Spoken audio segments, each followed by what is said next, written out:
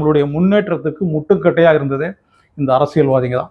So அதையெல்லாம் உடச்சி எரிஞ்சு புதிய தமிழகத்தை உருவாக்கணும் அப்படின்னா இந்த மாதிரி விஷனோட வர்ற அரசியல் தலைவர்களை வந்து நம்ம ஏற்றுக்கிட்டு தான் ஆகணும். அதுதான் நம்மளுடைய நாட்டுக்கு, நம்மளுடைய தமிழ்நாட்டுக்கு அது பெரிய ஒரு முன்னேற்றத்தை கொடுக்கும்.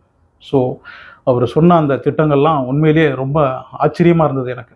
இப்படியெல்லாம் வந்து வாக்குறுதி கொடுக்க முடியுது அப்படின்னா நம்மளை வந்து எந்த அளவுக்கு உயர்வாக பார்த்துருக்காரு பாருங்க விஜய். இந்த மாதிரி வாக்குறுதிகளை கொடுத்தா அது என்னுடைய மக்கள் புரிஞ்சுப்பாங்க, அதுக்கு அவங்க ஏற்றுப்பாங்க அப்படின்றத புரிஞ்சுக்கிட்டு சொல்லியிருக்காரு பாருங்க. இதை வந்து விஜய்க்கு புரிஞ்சிருக்கு பாருங்க ஃபஸ்ட்டு. இதை வந்து இப்போ ஸ்டாலினோ இல்லைனா இபிஎஸ்ஸுக்கோ வந்து இதை வந்து வெளியில் சொல்லக்கூட அவங்களால முடியாது. இபிஎஸ் கிட்ட தான் ஏற்கனவே சொல்லியிருக்கேன், திராவிடம்னா என்னென்னா அதெல்லாம் படித்தவங்களை கேட்கணும் அப்படின்ற மாதிரி. இந்த மாதிரி திட்டத்தை எல்லாம் இபிஎஸ் வந்து தேர்தல் அறிக்கை அவரால் வந்து சொல்ல முடியுமா? இல்லைனா ஸ்டாலினால் சொல்ல முடியுமா? அதுக்கு வந்து கொஞ்சம் மேல் மாடியில் கொஞ்சம் இடம் இருக்கணும் இல்லையா? அப்போ தான் அவங்களால தான்